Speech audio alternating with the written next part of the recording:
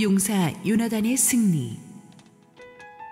사무엘상 14장 1절에서 23절 말씀입니다. 하루는 사울의 아들 요나단이 자기의 무기를 든 소년에게 이르되 우리가 건너편 블레셋 사람들의 부대로 건너가자 하고 그의 아버지에게는 아뢰지 아니하였더라. 사울이 기브아 변두리 미그론에 있는 석류나무 아래에 머물렀고 함께한 백성은 600명 가량이며 아히야는 에봇을 입고 거기 있었으니 그는 이가봇의 형제 아히두베의 아들이요 비느하스의 손자요 실로에서 여호와의 제사장이 되었던 엘리의 증손이었더라. 백성은 요나단이 간 줄을 알지 못하니라. 요나단이 블레셋 사람들에게로 건너가려 하는 어귀 사이 이쪽에는 험한 바위가 있고 저쪽에도 험한 바위가 있는데 하나의 이름은 보세스요 하나의 이름은 세네라. 한 바위는 북쪽에서 믹마스 앞에 일어섰고 하나는 남쪽에서 게바 앞에 일어섰더라. 요나단이 자기의 무기를 든 소년에게 이르되 우리가 이 할례 받지 않은 자들에게로 건너가자. 여호와께서 우리를 위하여 일하실까 하노라. 여호와의 구원은 사람이 많고 적음에 달리지 아니하였느니라. 무기를 든 자가 그에게 이르되 당신의 마음에 있는 대로 다 행하여 앞서 가소서. 내가 당신과 마음을 같이하여 따르리이다. 요나단이 이르되 보라 우리가 그 사람들에게로 건너가서 그들에게 보이리니 그들이 만일 우리에게 이르기를 우리가 너희에게로 가기를 기다리라 하면 우리는 우리가 있는 곳에 가만히 서서 그들에게로 올라가지 말 것이요 그들이 만일 말하기를 우리에게로 올라오라면 우리가 올라갈 것은 여호와께서 그들을 우리 손에 넘기셨음이니 이것이 우리에게 표징이 되리라 하고 둘이 다 블레셋 사람들에게 보이매 블레셋 사람이 이르되 보라 이브리 사람이 그들이 숨었던 구멍에서 나온다 하고 그 부대 사람들이 요나단과 그의 무기를 든 자에게 이르되 우리에게로 올라오라 너희에게 보여줄 것이 있느니라 한지라. 요나단이 자기의 무기를 든 자에게 이르되 나를 따라 올라오라 여호와께서 그들을 이스라엘의 손에 넘기셨느니라 하고 요나단이 손발로 기어 올라갔고 그 무기를 든 자도 따랐더라. 블레셋 사람들이 요나단 앞에서 엎드러지매 무기를 든 자가 따라가며 죽였으니 요나단과 그 무기를 든 자가 반나절 가리 땅 안에서 처음으로 쳐 죽인 자가 20명 가량이라. 들에 있는 진영과 모든 백성들이 공포에 떨었고 부대와 노략군들도 떨었으며 땅도 진동하였으니 이는 큰 떨림이었더라. 베냐민 기브아에 있는 사울의 파수꾼이 바라본즉 허다한 블레셋 사람들이 무너져 이리저리 흩어지더라. 사울이 자기와 함께한 백성에게 이르되 우리에게서 누가 나갔는지 점호하여 보라 하여 점호한즉 요나단과 그의 무기를 든 자가 없어졌더라. 사울이 아히야에게 이르되 하나님의 궤를 이리로 가져오라 하니 그때에 하나님의 궤가 이스라엘 자손과 함께 있음이니라. 사울이 제사장에게 말할 때에 블레셋 사람들의 진영에 소동이 점점 더한지라. 사울이 제사장에게 이르되 내 손을 거두라 하고 사울과 그와 함께한 모든 백성이 모여 전장에 가서 본즉 블레셋 사람들이 각각 칼로 자기의 동무들을 치므로 크게 혼란하였더라. 전에 블레셋 사람들과 함께하던 히브리 사람이 사방에서 블레셋 사람들과 함께 진영에 들어왔더니 그들이 돌이켜 사울과 요나단과 함께한 이스라엘 사람들과 합하였고 에브라임 산지에 숨었던 이스라엘 모든 사람도 블레셋 사람들이 도망함을 듣고 싸우러 나와서 그들을 추격하였더라. 여호와께서 그날에 이스라엘을 구원하심으로 전쟁이 베다웬을 지나니라. 할렐루야. 우리 하나님께 감사와 영광의 박수 올려드리겠습니다. 우리 각 가정에서 또 국내외에서 함께 생방송 온라인 예배에 동참하고 계신 모든 성도님들에게 하나님의 크신 평화와 축복이 넘치도록 임하기를 축원합니다. 우리 함께 기도하시고 하나님 말씀 보겠습니다. 주님 은혜를 감사합니다. 힘들고 어려운 시국이지만 우리가 얼굴과 얼굴을 마주하고 예배하지 못하지만 지금 이 시각 각 가정에서 생방송으로 예배하는 모든 성도님들에게 하나님의 은혜가 임하기를 원합니다. 부족한 종은 주님의 은혜의 휘장 뒤에 온전히 감춰 주옵소서. 예수님 이름으로 기도했습니다. 아멘. 지난주에 우리는 왕위에 오른 지 1년밖에 안 된 30대 초반의 젊은 왕 사울이 블레셋을 먼저 침공하며 전쟁을 시작하는 것을 보았습니다.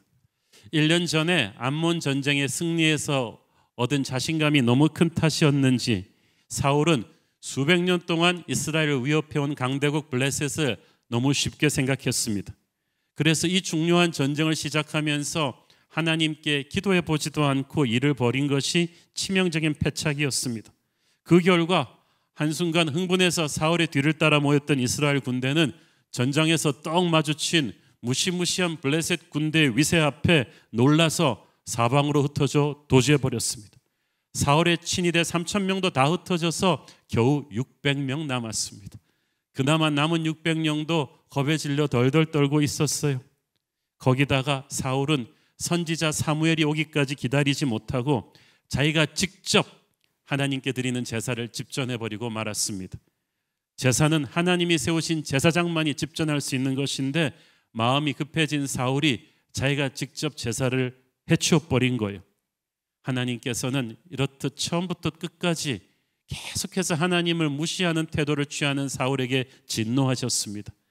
사무엘을 통해서 하나님이 사울로를 버릴 것이라는 무서운 말을 남기고 떠나가 버렸습니다.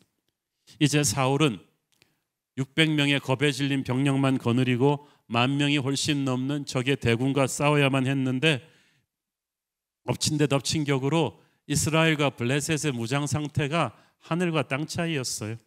사무엘상 13장 19절을 보십시오.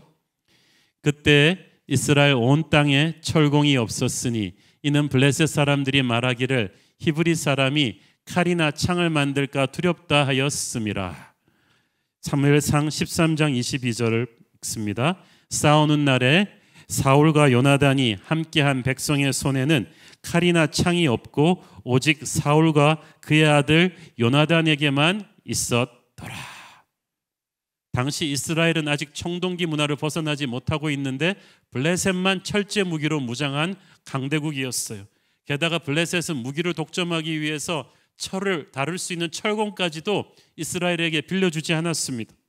그래서 이 큰 전쟁을 하는데 제대로 된 철제 창칼을 가진 거는 사울 왕과 그 아들 요나단 왕자 딱 둘뿐이었어요.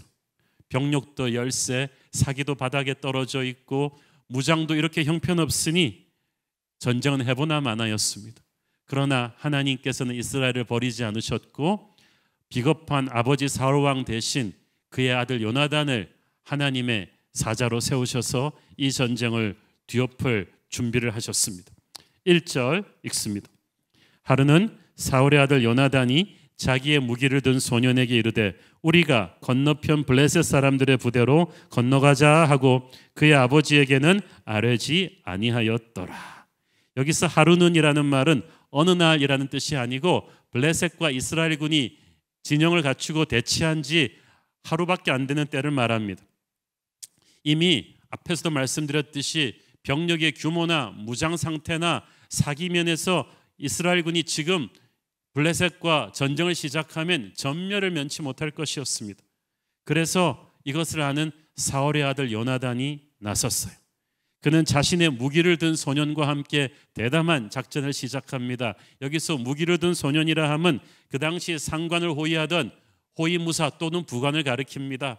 병사들 중에서 가장 충성스럽고 지략이 있고 무예가 뛰어난 사람이 선발되었겠죠.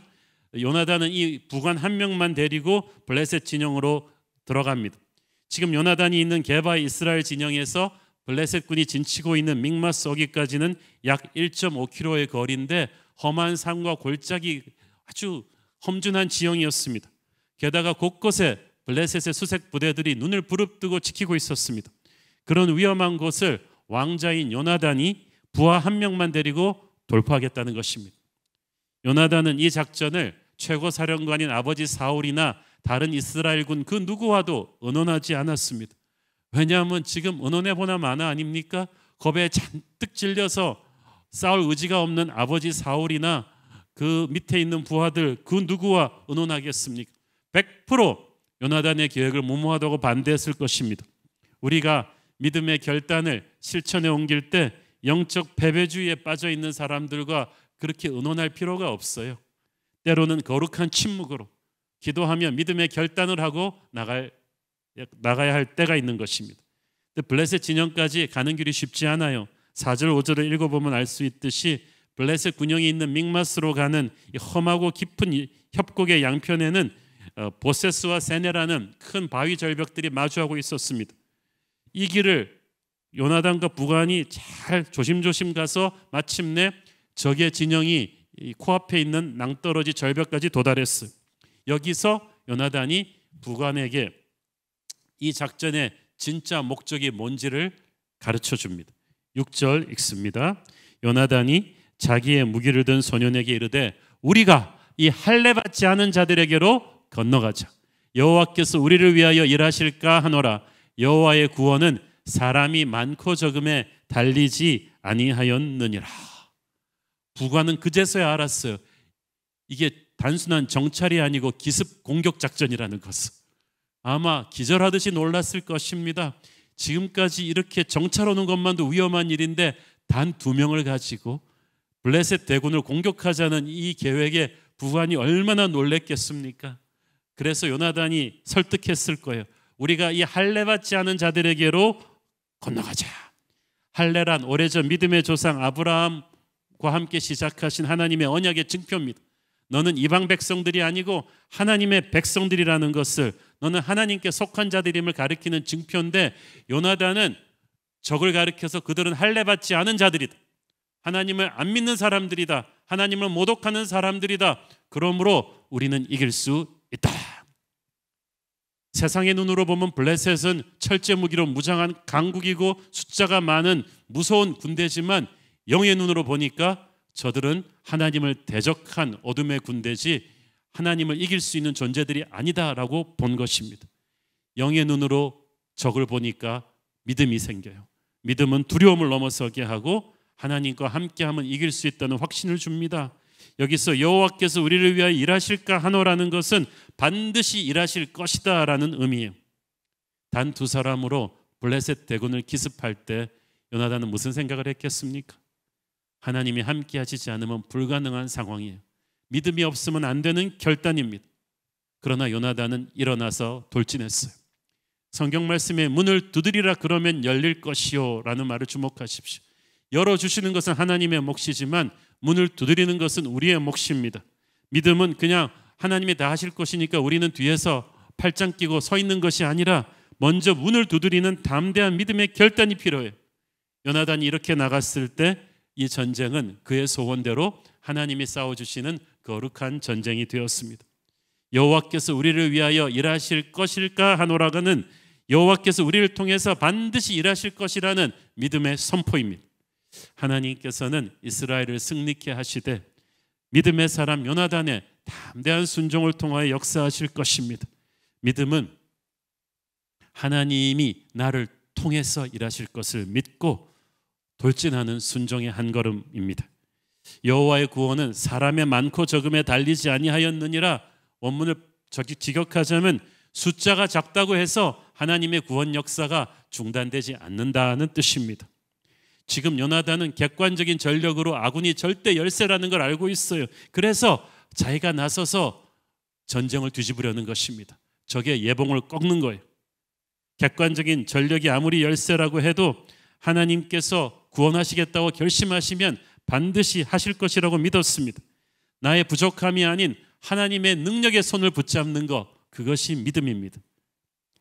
요나단 같은 지도자의 담대한 믿음은 전염성이 있어요. 지도자가 두려워하면요, 그 두려움이 전염병처럼 부하들에게 번져나가요. 그러나 지도자가 담대하면요, 그 담대함이 또 확 부하들에게 번져나갑니다. 요나단의 부관, 용장 밑에 약조롭다고 이 요나단의 말을 듣고 자기도 운명을 함께할 것을 다짐하죠. 7절 읽습니다. 무기를 든 자가 그에게 이르되 당신의 마음에 있는 대로 다 행하여 앞서가소서. 내가 당신과 마음을 같이하여 따르리이다. 십자가 군병 되신 우리 주님께서 앞서 나가실 때 우리도 이런 충성의 고백을 하며 주님과 함께 나가야 될 것입니다. 요나단의 부관이 얼마나 천군만마와 같은 격려가 되었겠어요. 하나님의 역사에는 주연만 있는 게 아닙니다. 하나님이 세워주신 요나단 같은 리더 옆에는 수많은 믿음의 조력자들이 붙겠죠. 저 위대했던 바울 옆에 바나바, 실라, 디모데, 아리스타고 같은 좋은 동역자들이 붙여주어 바울에게 힘을 실어주었듯이 요나단의 부관이 그랬어요. 여러분, 우리도 함께 믿음의 싸움을 싸우기 위해서 서로 힘을 실어주고 서로 격려하는 동지들 되기를 축원합니다.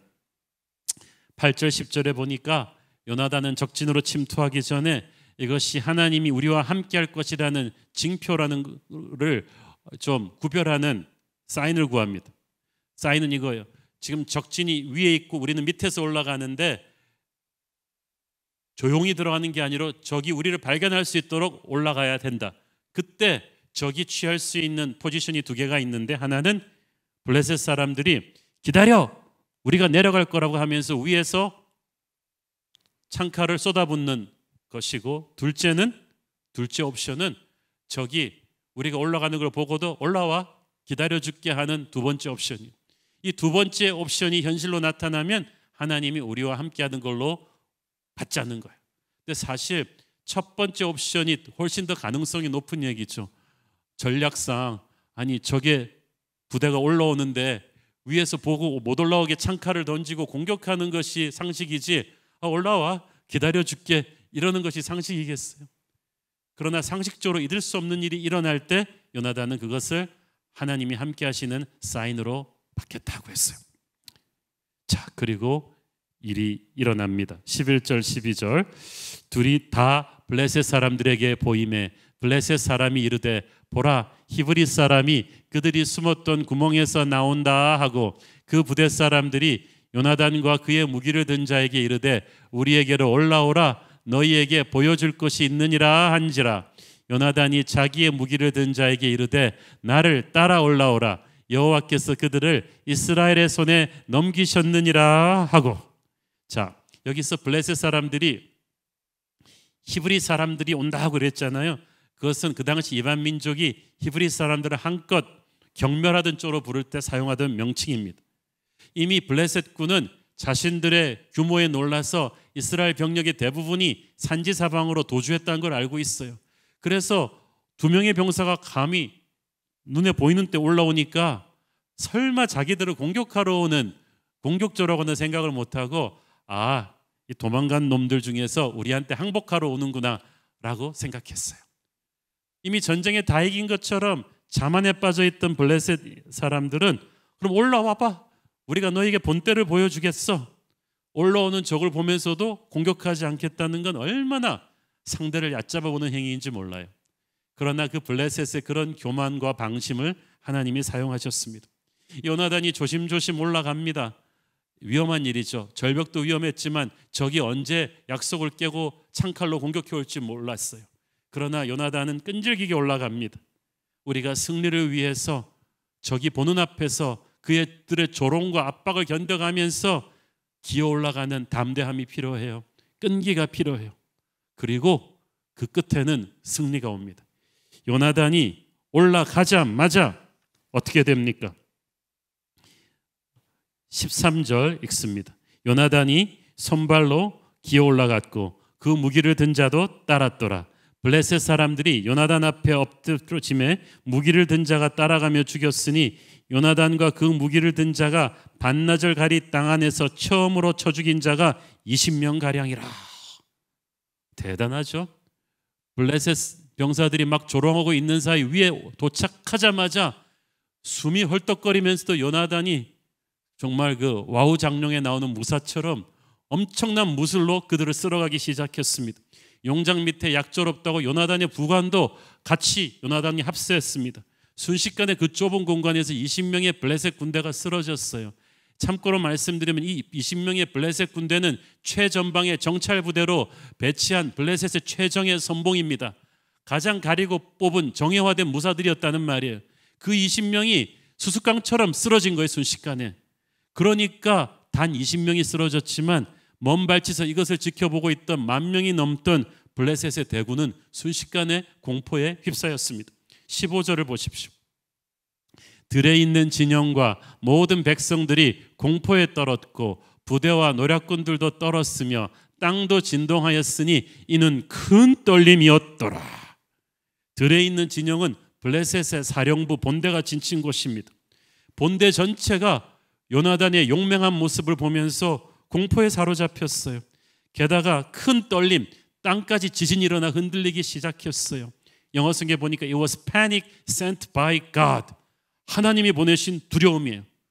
세상이 아무리 강대한 권세도요, 하나님이 보내신 두려움이 엄습하면요 붕괴됩니다. 단 2명에 의해서 정예화된 병사 20명이 쓰러지는 것도 무서웠는데 땅이 흔들리는 공포가 휩쓸리기 시작하니까 블레셋 군들에게 가해진 심적 두려움은 상상을 초월했습니다. 그들 중에 베테랑들은 아마 20여 년 전에 미스바에서 그들이 대패를 당할 때 그 기억을 생각했을 것입니다. 그때도 다 이겨놓은 전쟁을 하나님이 우레를 치시고 기적같이 전세를 뒤집으시며 블레셋을 전멸시키셨거든요. 그래서 이스라엘의 하나님에 대한 두려움이 있었는데 이제는 걷잡을 수 없이 붕괴되는 거예요. 16절을 보십시오. 베냐민 기브아에 있는 사울의 파수꾼이 바라본 즉 허다한 블레셋 사람들이 무너져 이리저리 흩어지더라. 요나단의 담대한 공격과 하나님의 초자연적인 역사 앞에 블레셋 대군이 혼비백산에서 영어 성경에 보니까 순식간에 녹아져 내려서 사방으로 흩어지기 시작합니다. 자, 요나단이 이렇게 수세에 걸린 전쟁을 뒤집기 위해서 목숨을 건 단독 미션을 수행하고 있을 동안에 정작 이스라엘군을 진두지휘했어야 될 최고사령관 아버지 사울은 무엇을 하고 있었겠습니까? 이야기를 조금 과거로 거슬러 가서 2절을 읽습니다. 사울이 기브아 변들이 미그론에 있는 석류나무 아래에 머물렀고 함께한 백성은 600명 가량이며 석류나무 아래에 머물렀다. 쉽게 말해서 후방에서 겁에 질려서 부하들과 함께 덜덜 떨고 대책 없이 앉아 있었다는 거예요. 목숨 걸고 기도하며 적의 허를 찌르는 선제 공격을 하는 용사 요나단과는 너무나 대조적이죠. 이것이 하나님의 사람과 그렇지 않은 사람이 전쟁을 대하는 차이입니다. 사울과 그의 부하들은 자신들의 힘이 너무 약하다는 생각, 적이 너무 강하다는 생각만에 사로잡혀 아무것도 못했어요. 문제는 그뿐이 아닙니다. 3절 읽습니다. 아히야는 에봇을 입고 거기 있었으니 그는 이가봇의 형제 아히두베 아들이요 비느하스의 손자요 실로에서 여호와의 제사장이 되었던 엘리의 증손이었더라. 백성이 요나단이 간 줄을 알지 못하느니라. 전장에 나간 사울은 자기 옆에 제사장 아히야를 대동하고 있었습니다. 원래 제사장은 성소에서 백성을 대표해서 예배를 집전하고 출전하는 왕과 병사들을 위해서 기도해 줄 수는 있었지만 그의 본분은 성소에서 성직을 수행하는 것이었습니다. 왕의 개인 비서로 따라가는 적이 없어요. 그것은 이방의 왕들이 오만하게 자신들의 권세를 과시하기 위해서 신전에 사제를 데리고 출전하는 그 관습을 사울이 본딴 거예요. 해서는 안 될 일을 사울이 한 거예요. 마치 하나님을 자신의 비서처럼 대동하고 간 거죠. 그런데 전장이 불리한데 갑자기 블레셋의 대군이 허물어지는 모습을 보고 사울은 심상치 않은 일이 생겼음을 알았습니다. 17절 읽습니다. 사울이 자기와 함께한 백성에게 이르되 우리에게서 누가 나갔는지 점호하여 보라 하여 점호한즉 요나단과 그의 무기를 든 자가 없어졌더라. 먼 발치에서 보니까 막 블레셋 진영이 허물어지면서 막 싸움이 일어났는데 분명히 그럼 이스라엘군이 공격한 건데 자기가 출전 명령 내린 적이 없거든요. 그제서 점호해 보니까 요나단과 그의 부하가 사라진 거야. 그러니까 사울이 또 뭐 합니까? 18절 사울이 아히야에게 이르되 하나님의 괴를 이리로 가져오라 하니 그때 하나님의 괴가 이스라엘 자손과 함께 있음이니라. 학자들은 여기서 하나님의 괴라는 게 번역이 잘못됐다고 말합니다. 하나님의 괴가 아닌 제사장이 입는 에봇을 번역한 단어일 것이라고 추측합니다. 당시 제사장 아히야가 에봇을 입고 사울 옆에 있었는데다가 백성들이 하나님의 뜻을 물을 때는 항상 법궤를 사용하지 않고 에봇의 우림과 둠밈을 사용했기 때문입니다. 잠시 그림을 보시면 그 당시 제사장이 입던 옷 에봇이 나오는데 그 에봇의 흉배, 가슴에 바로 우림과 둠밈이 숨겨져 있어요. 그걸 가지고 제사장이 하나님께 기도해서 하나님의 뜻을 식별합니다. 그래서 사울이 처음에 적의 진영이 조금 허물어지는 모습을 보면서 자기가 지시한 작전은 아니지만 이걸 나가면 이게 승리의 가능성이 있는지 하나님께 여쭈어보려고 했는데 그러는 가운데서 블레셋 진영의 붕괴가 눈에 띄게 커지면서 이제 누가 봐도 이스라엘이 이긴다는 게 확실해졌거든요. 그러니까 사울이 돌변해요. 19절 보세요. 사울이 제사장에게 말할 때에 블레셋 사람들의 진영의 소동이 점점 더한지라 사울이 제사장에게 이르되 네 손을 거두라 하고, 방금 전까지 하나님의 뜻을 물어보려고 하다가 이제 눈에 보이는 상황이 확 유리해졌으니까 물어볼 필요 없다. 이제 돌격하자. 그야말로 요나단이 차려놓은 밥상에 자기는 수저만 얹겠다는 것입니다. 참 사울이 얼마나 기회주의자적인 리더인지 모르겠어요. 모든 것이 아직 불확실할 때는 그래도 하나님의 뜻을 묻는 신용이라도 하려고 하다가 눈에 보이는 어려움이 사라지니까 이제 막 자기가 가서 공로를 다 갖겠다는 거예요. 너무나 비겁한 모습이에요. 그러나 어쨌든 블레셋 군대는 무너지기 시작했어요. 20절 사울과 그와 함께한 모든 백성이 모여 전장에 가서 본즉 블레셋 사람들이 각각 칼로 자기의 동무들을 침으로 크게 혼란하였더라.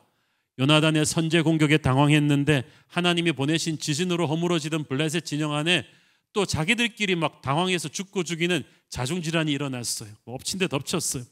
그런데 그게 다가 아니었어요. 블레셋 군대가 전혀 예측하지 못한 또 하나의 변수가 터집니다. 21절 22절 읽습니다. 전에 블레셋 사람들과 함께하던 히브리 사람이 사방에서 블레셋 사람들과 함께 진영에 들어왔더니 그들이 돌이켜 사울과 요나단과 함께한 이스라엘 사람들과 합하였고 에브라임 산지에 숨었던 이스라엘 모든 사람도 블레셋 사람들이 도망함을 듣고 싸우러 나와서 그들을 추격하였더라. 블레셋 군대 내에는 블레셋에 강제로 징용되어 와서 싸우던 이스라엘 백성들이 있었어요. 강제로 동원되었던 그들은 블레셋에 대한 증오가 깊었습니다. 그러다가 전에 블레셋 사람들과 함께하던 히브리 사람들이란 바로 억지로 블레셋 군에 징집된 이스라엘 백성을 말하는 거예요. 그런데 요나단의 공격으로 블레셋 군대가 무너지기 시작하니까 이 블레셋 군대 안에 징집되어 와 있던 이스라엘 군대가 사자와 같은 담대함을 회복해서 칼을 거꾸로 돌려가지고 블레셋 군대를 공격하기 시작했어요. 그리고 22절에 보니까 전에 블레셋 군대 규모에 놀라서 산지 사방으로 도망갔던 이스라엘 군인들도 다 몰려 나와서 블레셋을 공격했습니다. 그리고 사울 왕의 본대가 도착했어요. 이 수많은 연합군의 공격을 이겨내지 못하고 블레셋이 도주하기 시작합니다. 그들을 22절 끝에 추격하였더라. 할렐루야. 반나절 전까지만 해도 생각도 못하던 반전이었어요. 모든 것이 절대 열세여서 이스라엘군은 지금 승리는커녕 생존이 목적이었는데 하나님은 이스라엘이 간신히 블레셋 군대의 공격을 막아내는 정도가 아니라 그들을 무너뜨려서 그들을 추격하는 승리하는 군대가 되게 하셨습니다. 하나님의 군대에게 하나님이 원하시는 것은 생존이 아니라 승리인 줄을 믿습니다. 우리가 이 블레셋 군대의 오늘의 모습을 보면 교회를 핍박하는 악한 마귀 세상 권세의 특징을 볼 수가 있어요. 블레셋은 핑계만 남은 틈만 남은 이스라엘을 공격했죠. 악한 세상 권세는 한 번도 교회를 좋아한 적이 없어요. 틈만 남은 교회를 공격할 것입니다. 블레셋은 자신들의 숫자와 무기를 믿고 오만하기 짝이 없었습니다. 요나단과 그의 병사들을 약하다고 깔보고 조롱했어요. 세상 권세가 그래요. 자기들의 힘을 믿고 자기들 숫자 많다고 하나님의 백성들을 업신여기고 조롱합니다. 그러나 마음껏 조롱하라고 하십시오. 담대한 믿음의 사람 요나단이 하나님을 의지하고 돌격하니까 적의 대군이 어처구니 없이 무너지기 시작합니다. 요나단과 부하는 겨우 20명을 쓰러뜨렸는데 하나님께서 그 뒤 땅을 흔들며 역사하시니까 블레셋의 본대 대군은 그냥 붕괴되었어요. 우리가 작은 믿음을 가지고 담대히 나가면요, 작은 승리를 통해서 하나님께서 진짜 큰 싸움은 다 싸워주십니다. 거대한 제방의 뚝도 구멍 하나 뚫리면 무너지긴 순식간이듯이 세상 권세도 그래요. 또 보십시오. 블레셋 군대는 진영 안에 자중질환이 일어나서 자기들끼리 분열하고 싸우다가 무너졌어요. 악한 세상 권세도 하나님이 그렇게 하실 것입니다. 악인은 악인들끼리 서로 분열하고 싸우다가 망하게 하실 것입니다. 그뿐이 아닙니다. 잠시 블레셋의 힘에 굴복해서 억지로 블레셋군에 편성되어 있던 이스라엘 군대들이 사자같이 다시 일어났어요. 다시 하나님의 편에 서게 됐어요. 블레셋을 공격하기 시작했어요. 세상 권세 안에도요, 하나님께서 숨겨놓으신 하나님의 사람들이 있어요. 그들이 잠시 블레셋의 위세에 눌려서 그 편이 되었지만 믿음의 사람이 일어나면 정신을 차리고 일어나서 자신들의 본분을 찾고 어둠의 군대를 안에서부터 공격할 것입니다. 오늘 기적 같은 반전의 돌파구를 연 요나단에게서 우리는 부활의 첫 열매가 되신 예수 그리스도의 모습을 볼 수가 있습니다. 요나단은 비겁한 자기 아버지 사울과는 대조적인 인물이에요. 적을 두려워하지 않아요. 하나님을 믿는 담대한 믿음, 그것을 실천에 옮기는 결단이 있는 사람이었어요. 블레셋의 대군을 무너뜨린 데는 단 한 명의 요나단이 있었으면 충분했어요. 하나님께서는 이 단 한 명의 헌신을 사용하셔서 블레셋을 무너뜨리기 시작하십니다. 여기서 우리는 무엇을 배울 수 있어요? 우리가 바로 그 단 한 명이에요. 믿음은 전염성이 있거든요. 요나단의 담대함은 그 부하 부관도 담대하게 만들었고 곧이어서 패배감에 젖어있던 이스라엘 군대 전체를 담대하게 만들었어요. 그뿐이 아니었어요. 블레셋 안에 억지로 끌려와 있던 이스라엘 백성들도 하나님의 군대의 본분을 되찾아 담대하게 싸우게 했어요. 지난주에 우리는 사울 왕의 비겁한 리더십 때문에 담대하던 이스라엘 군대가 다 와해되는 걸 보았잖아요. 그런데 오늘은 정반대예요. 요나단 한 사람의 담대한 행동이 다시 한번 비겁하던 하나님의 군대를 사자같이 일어서게 만들었어요. 비겁한 아담의 불순종으로 인해서 우리 모두가 죄의 노예가 되었지만 예수 그리스도의 담대한 순종으로 인해서 두 번째 아담 예수님의 순종으로 인해서 우리는 죄의 권세를 끊고 나와서 하나님의 군대의 영광을 회복했습니다. 요나단이 바로 예수님을 상징합니다. 모두가 적이 두려워 덜덜 떨고 있을 때 요나단이 반격의 기폭점이 되었습니다. 모두가 죄의 권세가 두려워 덜덜 떨고 있었을 때 예수님이 십자가에서 죄의 권세를 무너뜨리셨어요. 그리고 하나님께서 역사하셨습니다. 요나단이 반격의 스타트를 끊어주셨듯이 예수님께서는 부활의 첫 열매가 되십니다. 십자가 부활을 통해서 모든 어둠의 권세가 도미노처럼 무너지기 시작했어요. 첫 열매가 되셨다 하면 그 뒤로 두 번째, 세 번째, 네 번째 열매가 있다는 얘기죠. 예수님이 뚫어놓으신 승리의 길로 우리가 두 번째, 세 번째, 네 번째 군대가 되어서 적진으로 들어가는 것입니다. 죽음은 이때까지 그 누구도 돌파해 본 적이 없는 막강한 장벽이었지만 일단 그 장벽에 구멍이 뚫리고 나면 그때부터 두렵지 않아요. 주님께서 죽음 가운데로 길을 내셨습니다. 무엇이 두렵습니까? 우리도 담대히 그분을 따라 전진하는 것입니다. 적장이 쓰러지고 나면 아무리 강한 적도 그때부터 허수아비인 거예요. 난공불락이라고 여기던 사탄의 진영 한가운데로 부활하신 주님이 길을 뚫어 주셨습니다. 이제 우리는 대장 되신 예수님을 따라 전진해야만 합니다. 사랑하는 성도 여러분, 저와 여러분이 바로 이 시대의 요나단입니다. 우리를 압박하고 들어오는 세상의 권세가 아무리 크고 강대해 보여도 결코 주눅들지 마십시오. 교회의 가장 어두움의 시간이라고 하는 이 시간이 교회의 가장 큰 영광의 시간이 될 것입니다. 예수의 이름으로 전진합시다. 우리는 승리할 것입니다. 기도하겠습니다. 주님 은혜를 감사합니다. 블레셋을 두려워하지 않았던 요나단처럼 세상을 두려워하지 않고 대장 되신 예수를 따라 담대히 전진하는 우리 되게 하여 주시옵소서. 예수님 이름으로 기도했습니다. 아멘.